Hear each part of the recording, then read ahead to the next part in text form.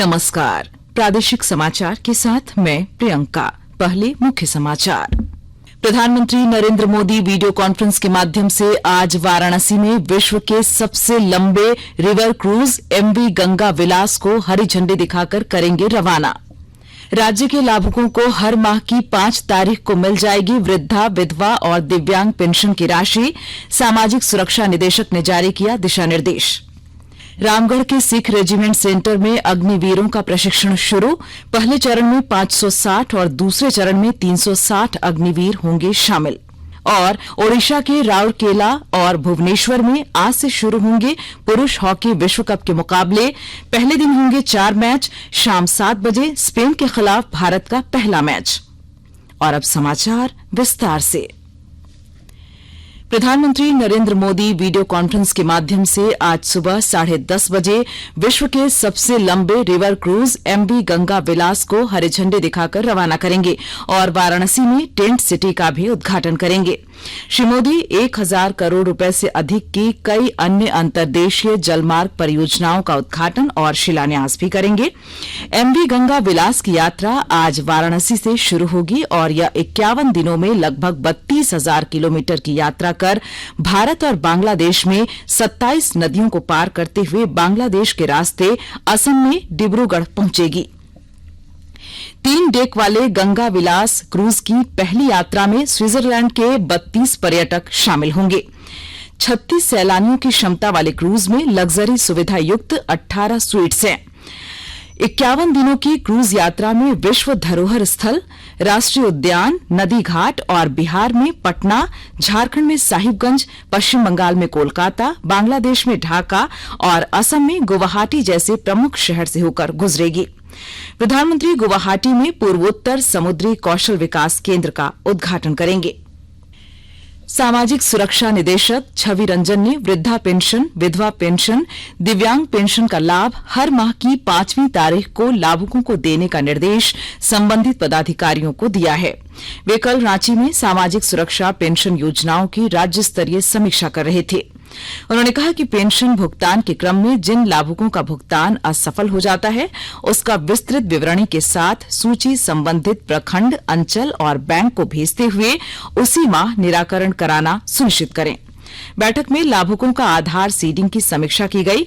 इसमें यह बात सामने आई कि राज्य स्तर पर लगभग 2,09,000 लाभुकों का आधार एनएसएपी पीपीएस पोर्टल पर दर्ज नहीं है। निदेशक ने इस पर प्राथमिकता के आधार पर लाभुकों से आधार संग्रह करते हुए पोर्टल पर प्रविष्टि करने का निर्देश दिया। झारखंड सरकार को गिराने की साजिश रचने के मामले में मनी लॉन्ड्रिंग के तहत अनुसंधान कर रही प्रवर्तन निदेशालय ईडी आज जामताड़ा के कांग्रेस विधायक डॉक्टर इरफान अंसारी से पूछताछ करेगी। इस प्रकरण में 16 जनवरी को खिजरी के विधायक राजेश कच्छप और 17 जनवरी को कोलेबिरा के विधायक नमन विक्सल कोंगाड़ी से पूछताछ होगी। तीनों ही विधायक को पिछले हफ्ते ईडी ने समन कर पूछताछ के लिए बुलाया है। तीनों विधायक पिछले साल 30 जुलाई को हावड़ा में 49 लाख रुपए के साथ गिरफ्तार हुए थे।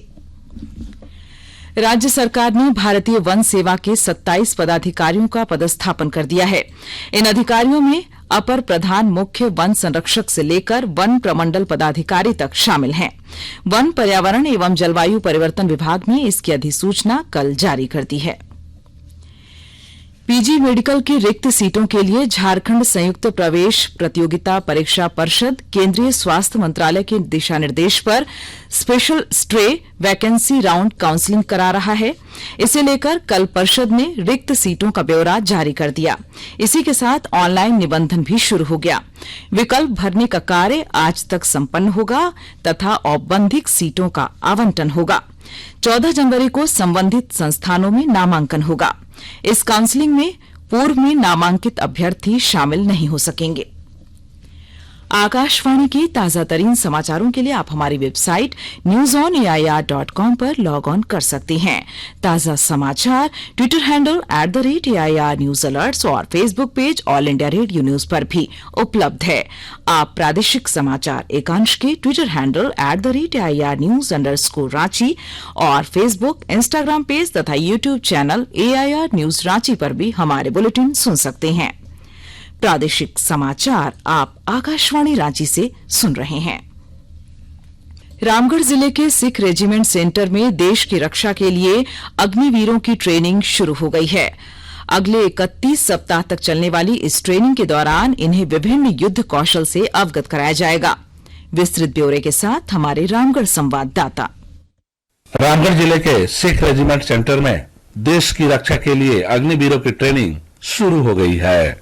अगले 31 सप्ताह तक चलने वाले इस ट्रेनिंग के दौरान इन्हें विभिन्न युद्ध कौशल से अवगत कराया जाएगा। इसके बाद ये अग्निवीर अपने देश की सीमाओं की रक्षा के लिए तैनात किए जाएंगे। ट्रेनिंग के दौरान अग्निवीर काफी खुश दिखे। अग्निवीरों को यहाँ पर टायर पुलिंग, टायर रोप पुलिंग चैनर, पीटी मल्टी पुशअप समेत अन्य युद्ध कौशल के गुर के साथ तकनीकी शिक्षा से भी अवगत कराया जा रहा है। कुल मिलाकर रामगढ़ के सिख रेजिमेंट सेंटर में 920 अग्निवीरों को 2 फेज में ट्रेनिंग दी जाएगी। कौशल किशोर तिवारी, आकाशवाणी समाचार, रामगढ़। रांची जिले के बुढ़मू इलाके में कल पुलिस और टीपीसी उग्रवादियों के बीच मुठभेड़ हुई। पुलिस की फायरिंग से 3 उग्रवादियों को गोली लगने की सूचना है। मुठभेड़ के दौरान उग्रवादी भागने में सफल रहे। पुलिस की टीम उग्रवादियों को पकड़ने के लिए जंगल में सर्च अभियान चला रही है। एसएसपी किशोर कौशल को सूचना मिली थी कि टीपीसी के दिनेश गंजू उर्फ तिवारी के दस्ते का जमावड़ा है। इसके बाद पुलिस के साथ जगुआर के जवानों को जंगल में भेजा गया, जिन्हें देखते ही उग्रवादियों ने फायरिंग शुरू कर दी। पुलिस की जवाबी फायरिंग में उग्रवादी भाग निकले। सरायकेला खरसावां जिले में कल अलग अलग सड़क दुर्घटनाओं में 6 लोगों की मौत हो गई तथा 30 से अधिक लोग घायल हो गए। सरायकेला टाटा मुख्य सड़क पर मुड़िया में कल शाम ट्रक की चपेट में आने से 2 लोगों की घटनास्थल पर मौत हो गई, जबकि 3 गंभीर रूप से घायल हो गए। ओडिशा के राउरकेला और भुवनेश्वर में पुरुष हॉकी विश्व कप के मुकाबले आज से शुरू होंगे। पहले दिन कुल 4 मैच खेले जाएंगे। विश्व के सबसे बड़े हॉकी स्टेडियम राउरकेला के भगवान बिरसा मुंडा हॉकी स्टेडियम में शाम 7 बजे से भारत का पहला मैच स्पेन के साथ होगा। इससे पहले भुवनेश्वर में दोपहर 1 बजे से अर्जेंटीना बनाम दक्षिण अफ्रीका, दोपहर 1 बजे से ऑस्ट्रेलिया बनाम फ्रांस, जबकि राउरकेला में शाम 5 बजे इंग्लैंड और वेल्स के बीच मैच खेले जाएंगे। भारत ने कोलकाता में श्रीलंका के विरुद्ध दूसरे एक दिवसीय क्रिकेट मैच में 216 रन के लक्ष्य का पीछा करते हुए 4 विकेट से आसान जीत दर्ज की है। ईडन गार्डन में कल हुए मुकाबले में बढ़िया गेंदबाजी के लिए कुलदीप यादव को प्लेयर ऑफ द मैच घोषित किया गया। इस जीत के साथ ही पहले 2 मैच जीतकर भारत ने 3 मैचों की श्रृंखला भी जीत ली है। पहले एक दिवसीय अंतर्राष्ट्रीय मैच में भारत ने श्रीलंका को 67 रन से हराया था। दोनों देशों के बीच तीसरा एक दिवसीय मैच रविवार 15 जनवरी को ग्रीनफील्ड इंटरनेशनल स्टेडियम तिरुवनंतपुरम में खेला जाएगा। राजधानी रांची और राज्य के कई इलाकों में कल बादल छाए रहेंगे। हालांकि न्यूनतम तापमान में बढ़ोतरी हो रही है, जिससे ठंड से राहत मिलेगी। वहीं सुबह के वक्त कुहासा के साथ ठंड भी रहेगी। राजधानी रांची का न्यूनतम तापमान 10 डिग्री सेल्सियस जबकि खूंटी का 5.8 डिग्री सेल्सियस रिकॉर्ड किया गया। और आइए अब सुनते हैं अखबारों की सुर्खियां। राजधानी रांची से प्रकाशित होने वाले सभी अखबारों ने राज्य में अधिवक्ताओं की हड़ताल और बिहार के जदयू नेता शरद यादव के निधन की खबर को प्रमुखता से प्रकाशित किया है। अधिवक्ताओं की हड़ताल पर हाईकोर्ट गंभीर, अवमानना याचिका स्वीकृत शीर्षक से प्रभात खबर ने पहले पन्ने पर खबर प्रकाशित किया है। दैनिक भास्कर और दैनिक जागरण ने जदयू के पूर्व राष्ट्रीय अध्यक्ष और पूर्व केंद्रीय मंत्री शरद यादव के निधन की खबर को पहले पन्ने पर जगह दी है। हिन्दुस्तान ने रांची के बुढ़मू में पुलिस उग्रवादी मुठभेड़ की खबर को सुर्खी बनाई है। अंग्रेजी अखबार हिन्दुस्तान टाइम्स और द टाइम्स ऑफ इंडिया ने प्रधानमंत्री नरेंद्र मोदी के voice of global south summit की खबर को पहले पन्ने पर प्रकाशित किया है। और अब अंत में मुख्य समाचार एक बार फिर। प्रधानमंत्री नरेंद्र मोदी वीडियो कॉन्फ्रेंस के माध्यम से आज वाराणसी में विश्व के सबसे लंबे रिवर क्रूज एमवी गंगा विलास को हरी झंडी दिखाकर करेंगे रवाना। राज्य के लाभुकों को हर माह की 5 तारीख को मिल जाएगी वृद्धा, विधवा और दिव्यांग पेंशन की राशि। सामाजिक सुरक्षा निदेशक ने जारी किया दिशा निर्देश। रामगढ़ के सिख रेजिमेंट सेंटर में अग्निवीरों का प्रशिक्षण शुरू। पहले चरण में 560 और दूसरे चरण में 360 अग्निवीर होंगे शामिल। और ओडिशा के राउरकेला और भुवनेश्वर में आज से शुरू होंगे पुरुष हॉकी विश्व कप के मुकाबले। पहले दिन होंगे 4 मैच। शाम 7 बजे स्पेन के खिलाफ भारत का पहला मैच। इसके साथ ही आकाशवाणी रांची से प्रादेशिक समाचार का ये बुलेटिन समाप्त हुआ। नमस्कार।